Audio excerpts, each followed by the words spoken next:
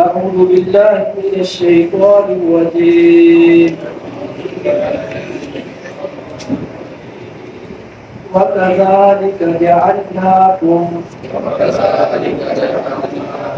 أمة وسطا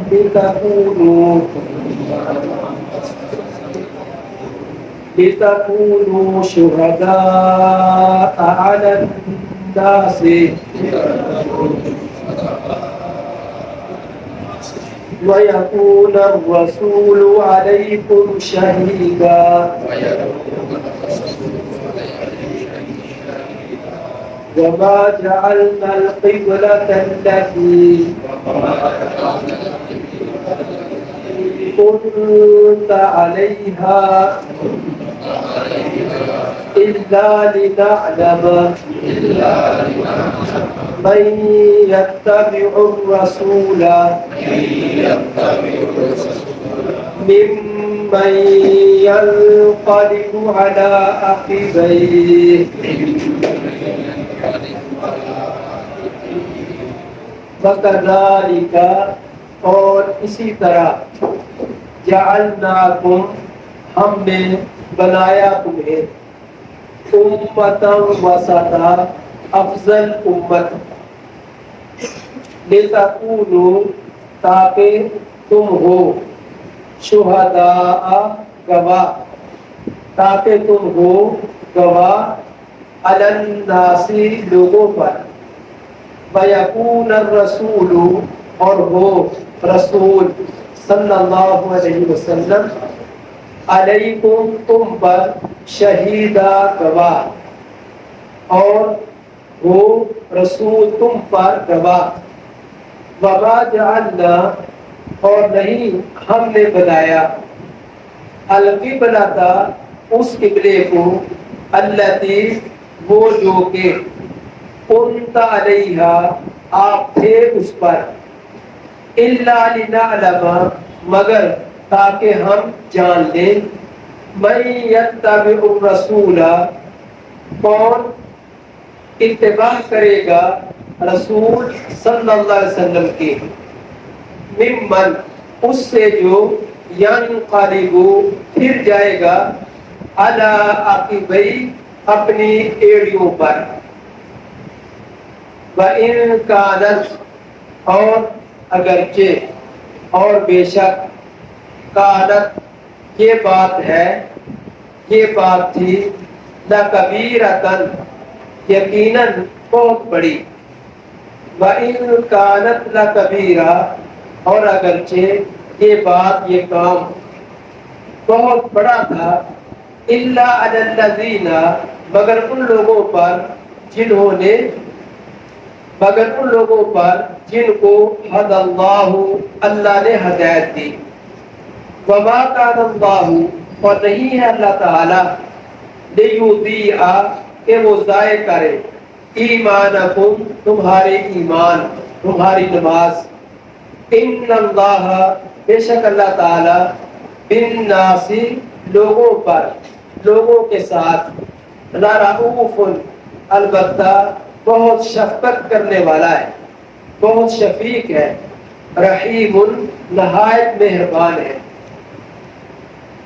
اس آیت مبارکہ میں اللہ تعالیٰ نے پہلی بات یہ ارشاد فرمائی کہ اللہ تعالیٰ نے اس امت کو افضل امت بنایا ہے وَكَذَلِكَ اسی طرح یعنی جس طرح اللہ تعالیٰ نے آپ کو افضل ترین قبلہ کی رہنمائی فرمائی سب سے اعلیٰ قبلہ کی طرف منہ کرنے کا حکم دیا اسی طرح جعلناکم امۃ وسطا ہم نے بنایا تمہیں سب سے افضل امت قرآن پاک میں دوسری جگہ فرمایا کنتم خیر امۃ تم سب سے بہترین امت ہو اس امت سے پہلے بنی اسرائیل امت جب وہ اپنے دین پر چلنے والی تھی اصل دین پر گامزن تھی اس وقت وہ ان امتوں پر سب سے بہتر افضل تھی جو اس وقت لوگ موجود تھے امتیں موجود تھیں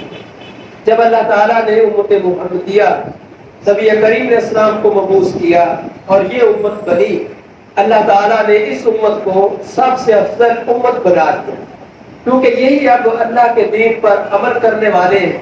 سچا مذہب اور دین انہی کے پاس ہے، اور دین پر چلنا ہی افضلیت کی نشانی ہے۔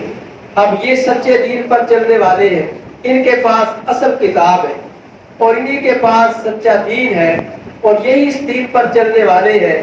لہذا اب اللہ تعالیٰ نے اس امت کو افضل ترین امت بنا دیا، لِتَكُونُوا شُهَدَاءَ عَلَى النَّاسِ، تاکہ تم لوگوں پر گواہ بن جاؤ، اور رسول صلی اللہ علیہ وآلہ وسلم وہ تم پر گواہ بن جائے۔ کیونکہ آپ کی امت افضل ترین امت ہے، تو یہ امت ایک دوسرے پر بھی گواہ ہے، اور قیامت کے دن پہلی امتوں پر بھی گواہی دے گی۔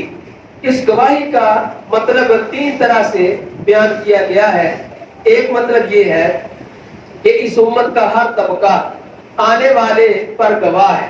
نبی کریم علیہ السلام گواہ ہے کہ میں نے صحابہ کو دین پہنچا دیا، صحابہ اکرام گواہ ہیں تابعین پر کہ ہم نے اپنے شاگردوں کو تابعین کو دین پہنچا دیا، اور تابعین اگلے لوگوں پر گواہ ہے کہ ہم نے بھی دین پہنچا دیا۔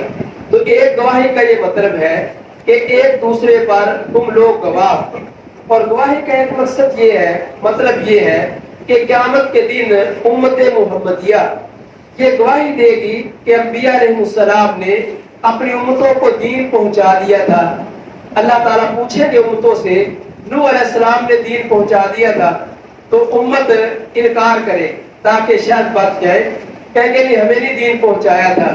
تو امت محمدیہ چونکہ قرآن پاک میں موجود ہے کہ نوح علیہ السلام نے اللہ کا دین پہنچانے کا حق ادا کیا تھا، جیسے قرآن پاک کی مختلف صورتوں میں سورہ نوح کے اندر جس کا ذکر پوری صورت کے اندر ہے کہ نوح علیہ السلام نے اپنا اللہ کا دین اپنے امت کو پہنچایا تھا، تو امت کہے گی، آپ کی امت فرمائے گی کہ نوح علیہ السلام نے پہنچا دیا تھا، اور اس امت پر نبی کریم علیہ السلام گواہی دیں گے کہ اللہ میری امت ٹھیک کہتی ہے، میری امت جو کہتی ہے واقعتاً نوح علیہ السلام نے دین پہنچا دیا تھا۔ تو قیامت کے دن امت پہلی امتوں پر گواہ ہوگی، اور نبی کریم علیہ السلام اپنی امت کی سچائی کی گواہی دیں گے۔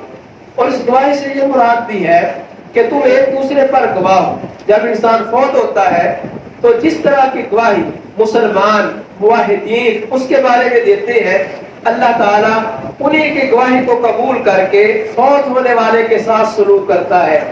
اگر فوت ہونے والے کے بارے میں اہل اسلام توحید والے یہ گواہی دے کہ یہ اچھا تھا، بہتر تھا، تو نبی کریم علیہ السلام کی حدیث کے مطابق اس کے لیے جنت واجب ہو جاتی ہے۔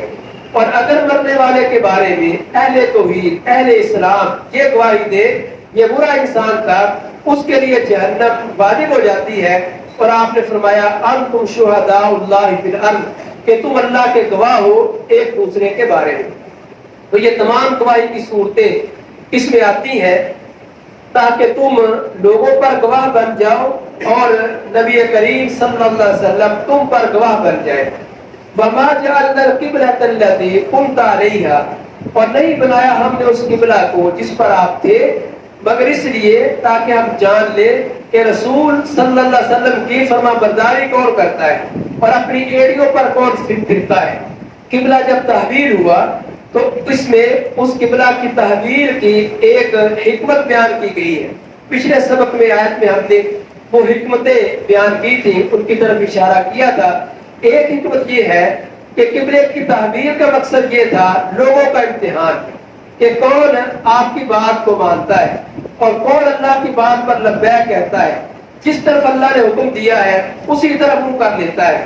پہلے حکم تھا بیت المقدس کی طرف، تو امتحان تھا کہ کیا عرب کے لوگ جو پسند کرتے ہیں کہ ہمارا منہ بیت اللہ کی طرف ہو، ان کا امتحان تھا کہ کیا وہ اللہ کا حکم مان کر بیت المقدس کی طرف منہ کرتے ہیں۔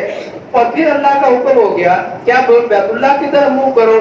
ان لوگوں کا امتحان تھا کہ جو یہودیوں میں سے یا عیسائیوں میں سے مسلمان ہوئے ہیں، ان کو پسند تھا کہ ہمارا پہلا قبلہ وہ بیت المقدس تھا، اب بھی وہی قبلہ رہے۔ تو اللہ نے حکم دیا کہ آپ مسلمان نبی کریم علیہ السلام بیت اللہ کو قبلہ بنائے۔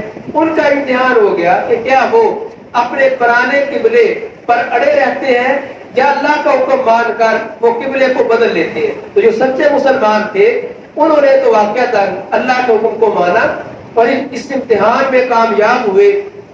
جس طرف اللہ کا حکم تھا اسی طرف منہ کر لیا. جیسے میں نے واقعات چند سنائے تھے کہ اللہ کا حکم نماز کے اندر ہی جن لوگوں کو پہنچا ان صحابہ کرام نے نماز میں اپنے قبلے کو بدل لیا. اور آخری بات اس آیت مبارکہ میں یہ بیان ہوئی ہے وَمَا كَانَ اللَّهُ وَإِن كَانَتْ لَكَبِيرَةً إِلَّا عَلَى الَّذِينَ هَدَى اللَّهُ. فرماتے ہیں اللہ تعالیٰ کہ یہ معاملہ قبلے کو بدلنا یہ بہت بڑی بات تھی. یعنی قبلے کو بدل لینا یہ بہت بڑا امتحان تھا انسان کے لیے.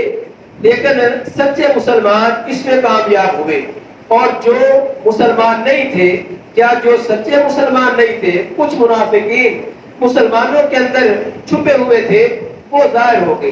انہوں نے اعتراض کیا, کہنے لگے کہ پہلا قبلہ درست تھا تو اب درست نہیں ہے, اگر اب والا قبلہ درست ہے تو پہلا قبلہ درست نہیں تھا.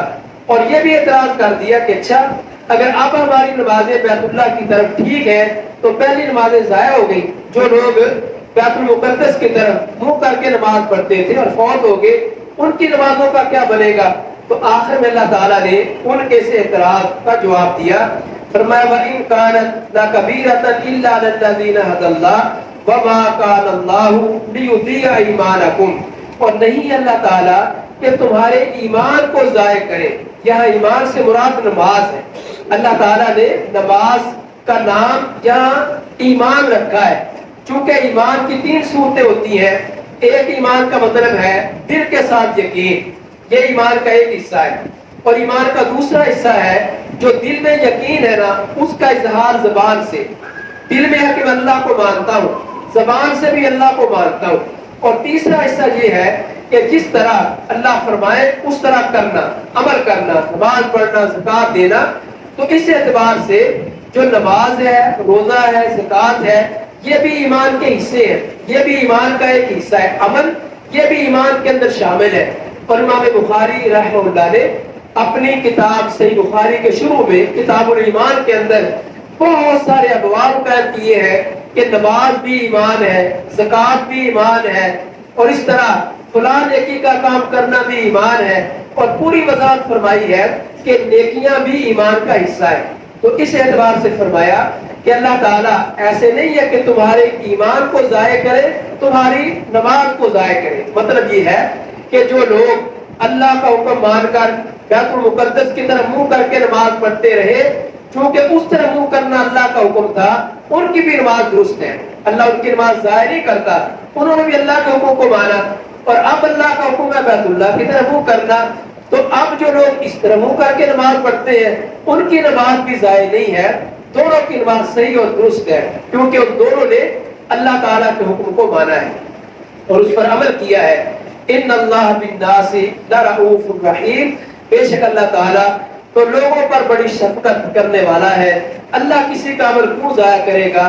اللہ تو ایک نیکی پر 10 نیکیاں دیتا ہے, 70 نیکیاں عطا فرماتا ہے, 700 نیکیاں عطا فرماتا ہے.